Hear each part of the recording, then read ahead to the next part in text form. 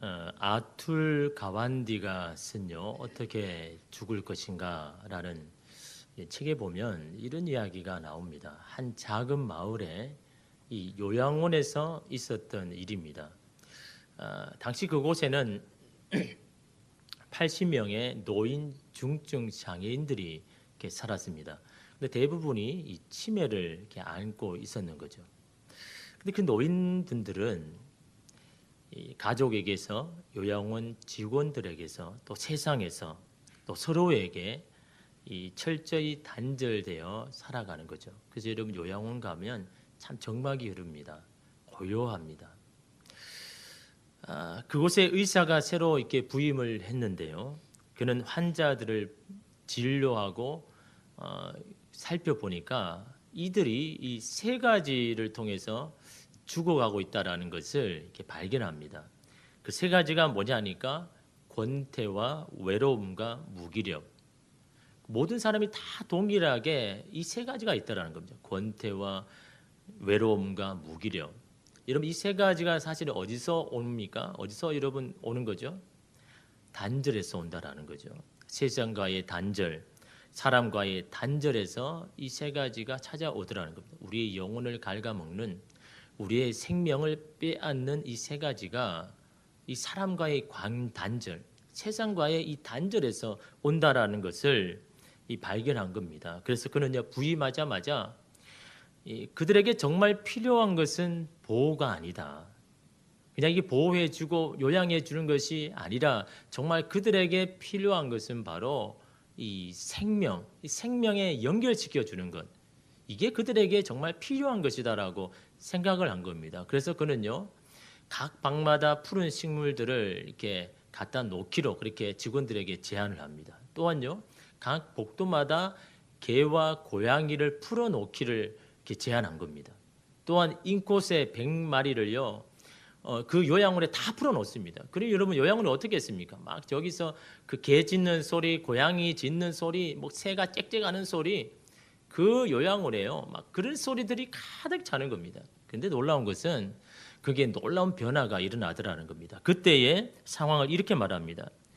요양원 환자들이 엄청나게 변화했다. 도저히 말할 수 있으리라 생각하지 못했던 사람들이 말을 하기 시작했다.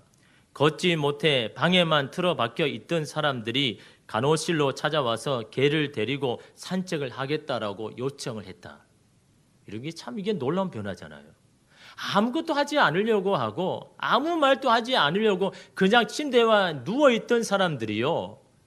사실 그냥 개, 고양이를 풀어놓고 여기저기서 새 소리, 고양이 소리 막 들리는 거 이게요.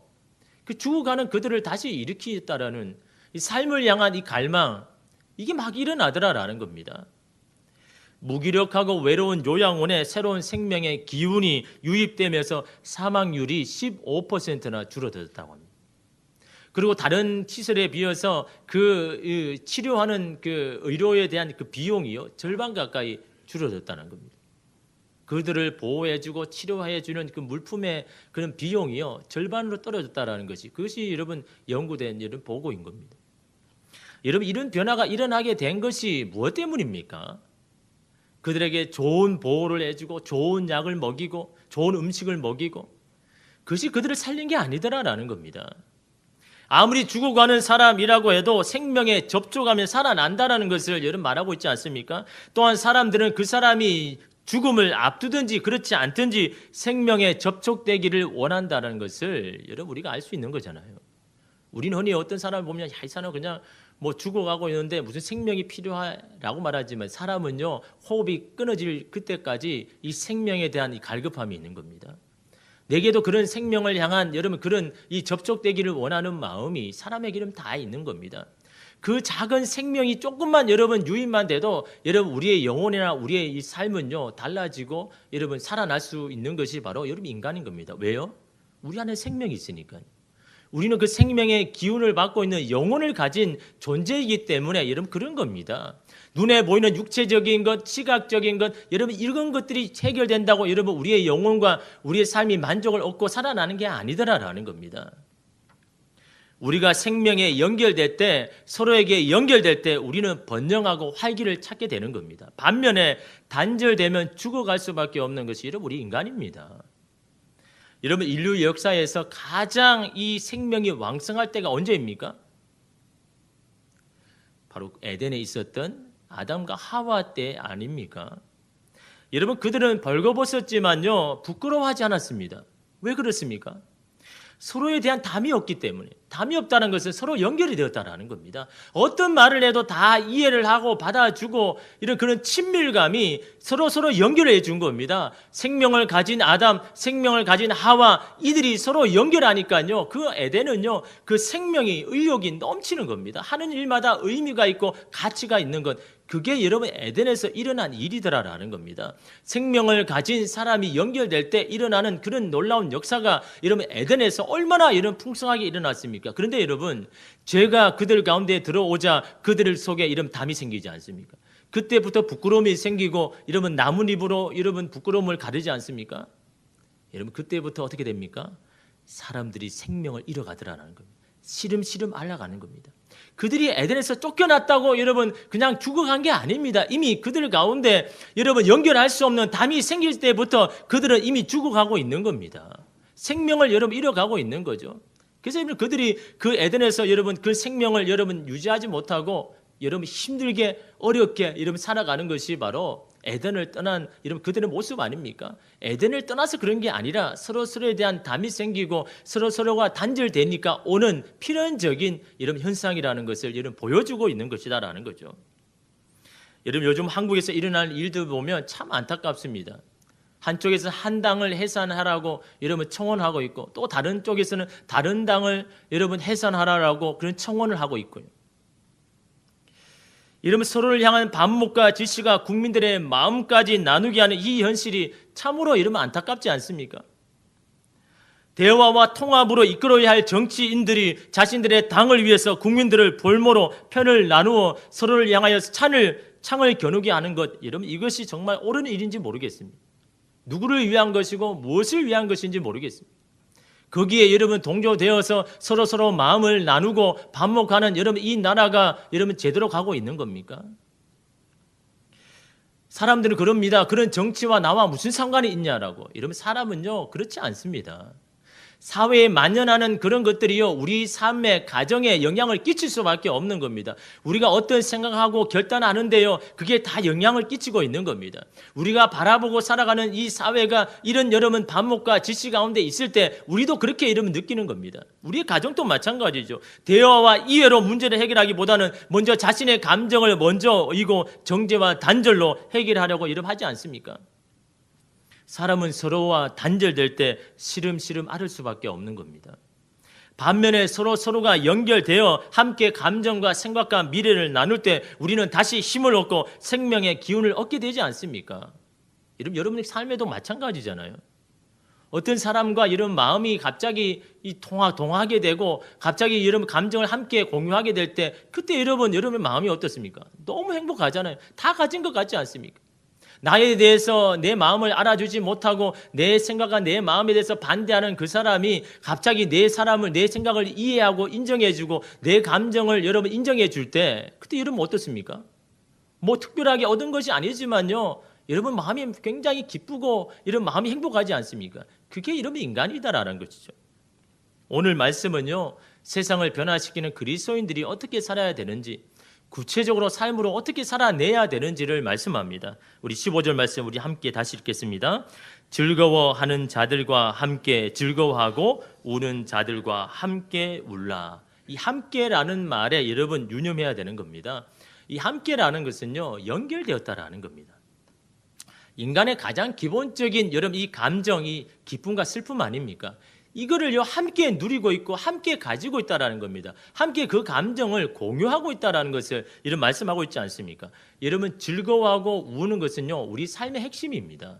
여러분의 인생을 이 두 가지로 나누라면요 이 범주 안에 다 들어오잖아요, 그죠? 내 인생에 행복했을 때, 기뻐했을 때, 내 행성이 정말 슬펐을 때, 이 두 가지 범주에 여러분 우리의 인생은 다 들어오게 되어 있는 겁니다. 그때 여러분 함께했던 사람을 우리는 오랫동안 기억하는 거죠. 그때 내 마음을 함께 나누고 공감했던 사람을 우리는요 잊어버리지 않습니다. 이러한 감정을 함께 공유한다는 것은 서로를 친밀하게 하는 가장 좋은 방법입니다. 그런데 여러분, 즐거워하는 자들과 함께 즐거워하고 우는 자들과 함께 슬퍼하는 거, 이게 쉬워 보여도 이게 어렵습니다. 이게 왜 어려운 걸까요? 함께 즐거워하고 울어질 우리 자신에게도 감정이 있기 때문에. 여러분, 우리가 그런 감정이 없다면요 당연히 그렇게 할 수 있죠. 그죠? 우리가 마음이 좋고 즐거울 때는요 그 즐거워하는 자들과 즐거워하는 거 그거 어렵지 않습니다. 그렇지 않습니까? 내 마음이 좋은데 여러분 그 사람과 즐거워하는 거 이게 어렵지 않은 거죠. 내 마음이 지금 힘들고 너무 외롭고 힘든데 옆에 누가 울고 있고 그러면요 그 사람을 위로하는 거, 같이 울어주는 거 이게 어렵지 않습니다. 그런데 나는 즐겁지 않고 나는 기쁘지 않은데 그 즐거워하는 사람과 즐거워하는 거 이게 참으로 어렵잖아요. 오히려 이런 마음이 들지 않습니까? 나는 이렇게 힘들고 괴로운데 저 사람은 뭐가 그렇게 좋다고 희희낙낙거리는가. 놀리는 것도 아니고 참 마음에 안 들어. 이게 사실은 우리가 여러분 가질 수 있는 마음이지 않습니까?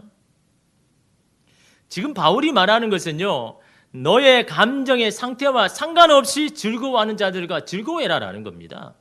내 마음이 즐거워서 그 사람을 같이 즐거워하는 게 아닙니다. 내 마음이 힘드니까 그 사람과 함께 여러분 울라라고 말하는 게 아닙니다. 여러분의 감정과 상관없이 즐거워하는 자들과 즐거워해주고 우는 자들과 함께 울어주라라고 말씀하는 겁니다. 여러분 이거는요 그렇게 해달라 요청하는 것도 아닙니다. 명령입니다.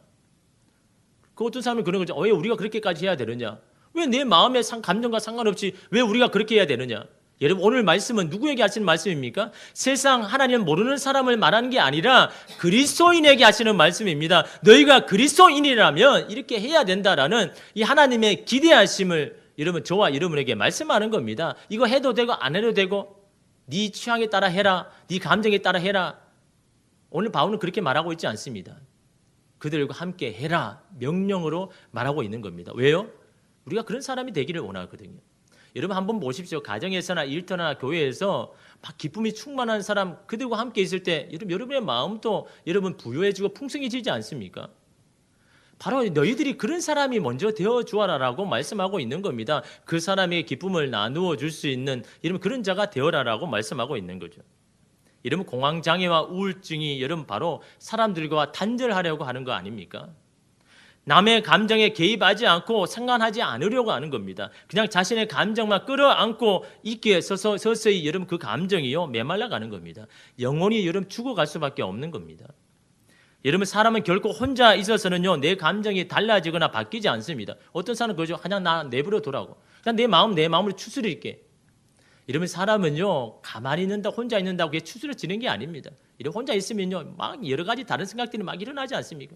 일어나지도 않는데도 막 그 생각 가지고 뭐 골몰하고 있지 않습니까?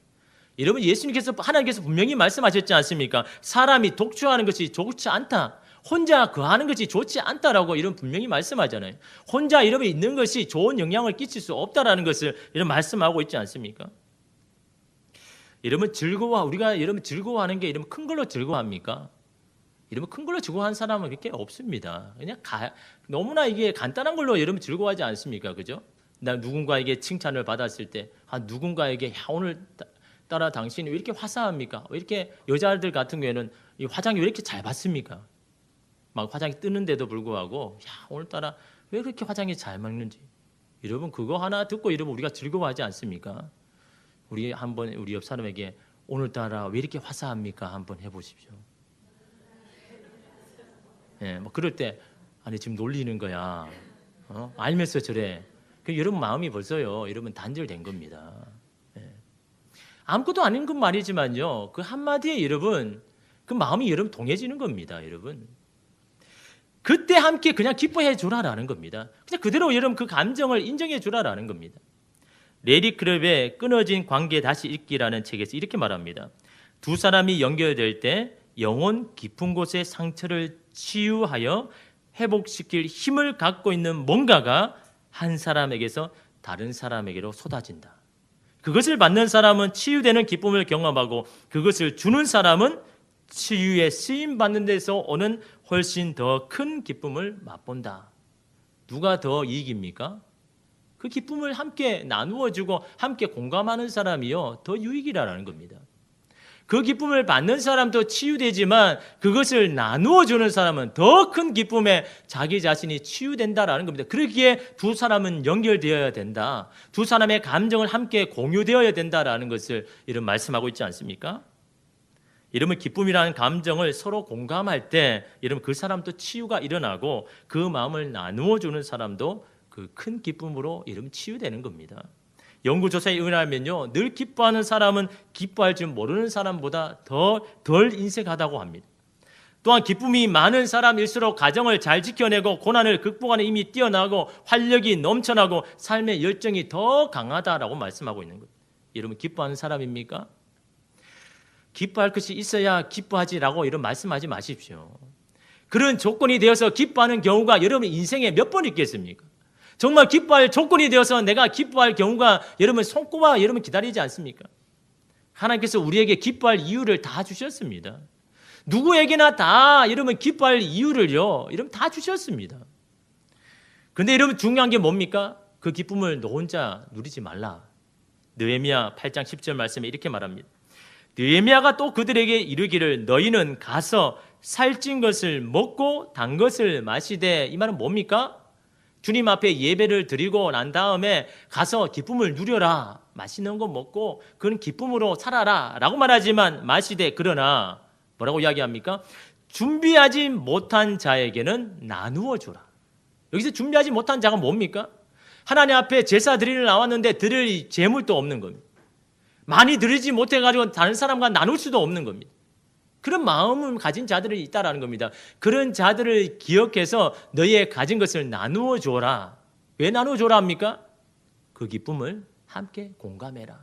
연결해라. 그것이 주일날 하나님 앞에 드리는 가장 좋은 제사라는 것을 느헤미야가 이런 말하고 있지 않습니까? 너가 누리고 있는 그 기쁨 너 혼자 누리지 말고 그걸 나누어서 함께 기뻐할 수 있도록 해라. 그것이 바로 너에게 큰 힘이 된다라고 말합니다. 왜요? 왜 나만 기뻐하면 안 되고 다른 사람과 함께 이러면 기뻐해야 되는 겁니까? 받는 사람이나 주는 사람이 다 하나님으로 인해서 기뻐하기 때문에. 왜 그렇습니까? 주는 사람은요, 하나님 내가 이렇게 나누어 줄 수 있는 이것들을 하나님 내게 주신 하나님 감사합니다. 받는 사람은 어떻습니까? 하나님 내가 이런 상황에게도 누군가를 통해서 내가 그것을 공급받게 하시니 감사합니다. 주는 사람도 하나님 앞에 감사하고 받는 사람도 하나님 앞에 감사하고, 그 감사하는 것이 그 주일날 제사 드리는 그날 너희가 기뻐할 성일이 아니냐, 그것이 너희에게 큰 힘이 되지 않느냐라고 이런 느헤미야가 말씀하고 있지 않습니까? 바로 그것에 하나님께서 임재하시고 그곳에 하나님을 향한 그 기쁨의 이런 고백들이 막 일어나는 그곳이 여러분 하나님의 나라이고 이런 천국 아닙니까?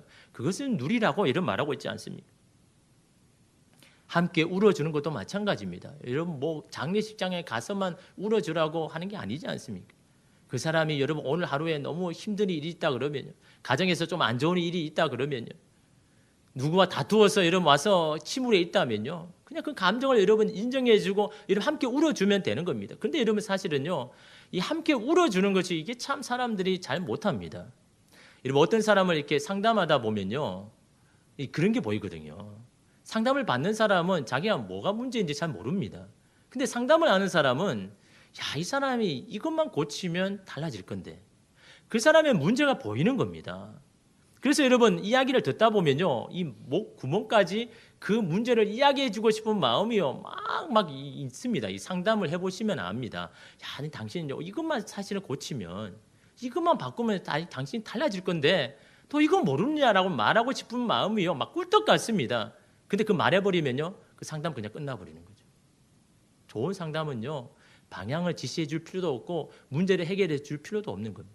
그냥 그 감정을 그냥 공감해 주면 되는 겁니다. 그렇게 이것 때문에 당신 힘들었습니까? 이것 때문에 참 힘들었겠다. 참 마음이 어렵겠다. 그냥 그 공감해 주면요, 그게 이러면 다 치유가 일어나는 건 아닙니까? 여러분 오늘 말씀의 바울이요, 우리에게 우는 사람에게 조언을 해줘라라고 말하지 않았습니다. 당신이 이렇게 근심하고 슬퍼하는 것은 당신이 믿음이 적은 증거라고 여러분 설명해 주라고 말씀하지 않았습니다. 여러분 우는 자에게 어떤 일이 일어나다 하나님의 선하신 이유가 있으니 무조건 그분을 믿어라라고 이러면 설명해 주라라고 말하지 않았습니다. 그냥 함께 울어주라고 말하고 있지 않습니까? 그냥 그 감정을 인정하고 받아주는 것, 그렇게 그냥 공감하라고 말하고 있지 않습니까? 갈라디아서 6장 2절 말씀에 너희가 짐을 서로 지라 그리하면 그리스도의 법을 성취하라. 하나님의 법을, 하나님의 말씀을 이루는 게 뭡니까? 서로의 짐을 서로 지는 겁니다. 나의 짐만 지는 게 아니라 그 사람의 짐을 나누어 지는 겁니다. 여러분, 그 슬픔이 바로 그런 짐 가운데 하나가 될 수 있다라는 겁니다. 남들과 함께 슬퍼함으로 그 슬픔이라는 그들의 짐을 함께 나누어질 때 하나님의 법이 이루어지는 겁니다. 하나님의 말씀이 여러분 이루어지는 건 아닙니까? 근데 여러분, 그런다고 아무것도 변하지 않습니다. 아무것도 여러분 바로잡아지지도 않습니다. 함께 울어준다고요. 아무것도 해결되지 않습니다. 그럼에도 불구하고 왜 우리가 함께 울어줘야 되는 겁니까? 더 이상 그들이 혼자 울지 않게 된다는 겁니다. 그것이 왜 그렇게 중요합니까? 그것 때문에 모든 것이 변화되더라는 겁니다. 내 옆에 함께 울어줄 수 있는 사람, 나와 함께 즐거워해 줄 수 있는 사람, 그 사람이 있는 것 그 자체만으로 그 사람을 변화시키고 삶을 변화시키더라라는 겁니다. 여러분, 큰 걸로 그 사람을 변화시켜 주는 게 아닙니다. 여러분, 우리의 인간에 대해서 여러분 잘 알아야죠. 우리는 그 사람에게 뭔가 큰 거를 안겨준다고 여러분 변화됩니까? 그냥 여러분 내 옆에 함께 울어주고 즐거워해 줄 수 있는 사람, 그 사람만 여러분 있으면 되는 거 아닙니까? 사랑하는 나사로가 죽었습니다. 예수님은 나사로의 집에 도착했을 때 수많은 사람들이 울고 있었습니다. 지체하고 늦게 온 예수님을 향하여서 마리아가요, 왜 이제야 오신 겁니까? 죽기 전에 오셨으면 내 오라버니가 죽지 않았을 텐데 너무나 원망스러웠습니다. 왜 주님 그렇게 하셨습니까? 라고 원통하며 예수님께 쏘아붙을 때 예수님께서 어떻게 하셨습니까? 믿음 없는 마리아를 나무라셨습니까? 왜 그런 믿음 없는 말을 하느냐? 지금까지 내 말을 헛으로 들었느냐? 그것이 믿음 있는 행동이냐라고 말씀하지 않았습니다. 슬퍼 울고 있는 그들을 보시면서 비통히 여기시고 불쌍히 여겼습니다. 그리고 그들과 어떻게 하셨습니까? 요한복음 11장 35절에 보면요, 예수께서 눈물을 흘리시더라. 단지 거기에서 그냥 눈물을 흘려주셨습니다. 여러분, 성경에는 예수님이 눈물을 흘렸다는 게 몇 번 안 나옵니다. 그런데 여러분, 그들을 울고 있는 그들을 향해서 예수님도 함께 울어주셨다라는 겁니다. 그 모습을 보고 거기 있는 유대인들이 뭐라고 이야기합니까? 야, 예수님이 나사로를 이렇게 사랑하셨나? 예수님의 본심이요, 거기 있는 모든 사람에게 이러면 다 이러면 전해진 겁니다. 예수님이 함께 울어주자 아마 거기 있는 사람이 더 함께 울어주었을 겁니다. 그때 이러면 거기에는 이미 치유가 일어나고 있는 겁니다. 그들의 마음이 여러분 고쳐지고 있는 겁니다. 그럼 여러분, 우리가 어떻게 하면 그 사람과 함께 즐거워하고 여러분 울어줄 수 있을까요? 여러분, 우리 마음으로는 안 되죠. 내 안에 있는 그런 게 여러분 없습니다. 먼저 우리가 주님 앞에 위로함을 받는 경험이 있어야죠. 주님께 먼저 여러분 기쁨을 받는 그런 경험이 있어야죠. 내 마음이 이런데 주님은 언제 찾아오셔서 나에게 이렇게 위로하여 주시고 힘을 주시고 기쁨을 주시는, 여러분 그것을 통해서 내가 먼저 치유되고 여러분 그런 위로함을 먼저 내가 받는 경험이 있어야, 그럼 내가 치유함을 받을 때 그 사람을 볼 때 내 마음이 동해지는 겁니다. 그 사람을 볼 때 측은히 여기는 마음이 있는 겁니다. 여러분, 하나님도 여러분의 감정을요 함께 공유하기를 원하십니다. 시편 38편 6절에서 8절 말씀에 내가 아프고 심히 구부러졌으며 종일토록 슬픔 중에 다니나이다. 내 허리에 열기가 가득하고 내 삶에 성한 곳이 없나이다. 내가 피곤하고 심히 상하였음에 마음이 불안하여 신음하나이다. 다윗이 지금 하나님 앞에 고백하는 기도입니다. 어떤 기도입니까? 하나님, 나 지금 너무 힘듭니다. 내 육신도 지치고 내 영혼도 지치고 나 지금 너무 신음합니다. 너무 힘듭니다. 다윗이요, 이런 사사로운 것까지 주님 앞에 다 고백합니다. 하나님 앞에. 왜 이렇게까지 하는 겁니까? 주님께 내어드릴 때 취함을 받았기 때문입니다. 슬픔이 사라지고 기쁨이 찾아오고 불안과 염려가 몰려가고 평안이 임한 것을 경험했기 때문에 여러분 자신에 있는 모든 감정까지도 다 주님 앞에 여러분 고백하는 겁니다. 왜요? 주님과 연결되기 위해서. 그 마음을 받으신 하나님, 우리 그 마음을 공감하기 때문에. 사람은 자신의 마음을 나눌 수 있는 곳이 있을 때 안정감을 느끼는 겁니다. 자신의 마음을 해소할 수 있는 것이 있을 때 치유가 일어나는 겁니다. 다른 곳으로 여러분 마음이 변하고 치유되는 게 아닙니다. 내 마음을 쏟아 놓을 수 있는 곳이 있을 때, 내 마음을 나눌 수 있는 곳이 있을 때, 그때 여러분 우리의 영혼은요 살아나기 여러분 시작하는 겁니다. 슬픔이 저절로 사라지기를 바라지 마십시오. 슬프면서 슬프지 않은 척 하지 마십시오. 슬픔이 여러분의 마음을 여러분 온통 어둡게 만들도록 내버려 두지 마십시오. 그 마음을 가지고 주님 앞에 여러분 다 여러분 알려드리십시오. 하나님께 자신의 감정을 솔직히 표현하는 것이 나의 상한 감정을 치유하는 첫걸음입니다. 하나님 앞에 자신의 솔직한 감정을 털어놓을 때 비로소 그분 앞에 올바로 설 수가 있는 겁니다. 하나님께 치유함을 받은 사람이 다른 사람을 치유할 수가 있는 겁니다.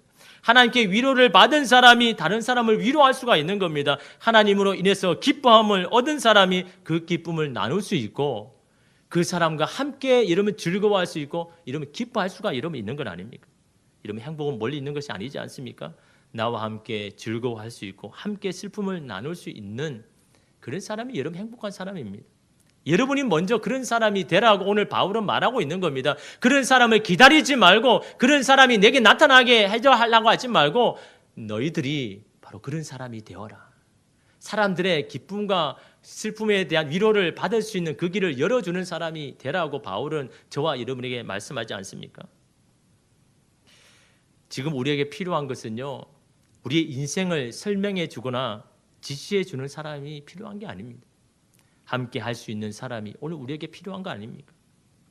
한 인터넷 기사에서 이런 기사가 있었습니다. 미국의 한 20대 여성이 책방에 가서 이 책을 이렇게 읽었는데 마음이 너무 힘들어가지고 이 책이라도 읽고 마음의 위로를 받기 위해서 그 책을 그 책방에서 다 읽으려고 이제 시간을 내어서 그 책방에 갔는데 그 책을 읽다가 갑자기 그 책에서 $5 지폐가 이렇게 들어있는 것과 그 옆에 이 쪽지를 적은 이 포스트잇이 있는 것을 발견한 겁니다. 그 쪽지는 이렇게 적혀 있었습니다. 이 책을 산 분에게 난 오늘 힘든 하루를 보냈어요. 그렇지만 아마도 조그만 놀라움으로 다른 이의 하루를 더 밝게 만들 수 있다고 생각했어요. 커피나 도넛이나 얼굴 마스크를 사든지 하세요. 누군지 모르는 자에게 나도 지금 너무 힘든데 누군가 또 힘들어할 그 사람을 위해서 그 마음을 나누고 싶은 이 $5가 아무것도 아닌 것지만 당신을 위해서 설하라는 이 마음을 여러분 받았을 때 여러분 그 쪽지를 발견한 이 여성이 너무너무 행복했다는, 너무너무 위로가 되었다는 겁니다. 누군가 나를 위해서 이런 마음을 주는 사람이 있다는 그 자체만으로 너무너무 이 마음에 감동이 있어서 이 사람이요 자기 트위터에 이 쪽지를 올린 겁니다. 또한 쪽지 이렇게 적혀 있었습니다. 오늘 스스로를 돌보는 일들을 해보세요. 당신은 사랑받고 있으며 당신은 대단하며 당신은 강하다는 것을 기억하세요. 사랑하는 리사가. 이 쓴 사람이 리사인 사람입니다. 이 사람이 누군지는 모르는 그 사람에게 이렇게 쪽지를 남겼는데 이것이 큰 위로가 되어가지고 이 트위터에 올렸는데요. 많은 사람들이 공감하고 또 많은 사람이 이 리사가 한 것처럼 자기도 그렇게 했다라는 겁니다. 책에 가서 $5를 집어넣고 쪽지를 대서 누군지는 모르지만 이것을 통해서 위로함을 받고 힘을 얻는다면 그렇게 하는 겁니다. 그렇게 했다라는 이 댓글이요. 엄청 이렇게 달린 겁니다. 여러분 무언가가 큰 일을 해서 가정과 나라가 사회가 바뀌는 것이 아닙니다. 이러한 타인을 향한 배려와 공감과 나눔을 통해서 우리가 행복해지고 우리가 사는 곳이 이러면 더 나은 곳으로 바뀌는 것 아닙니까?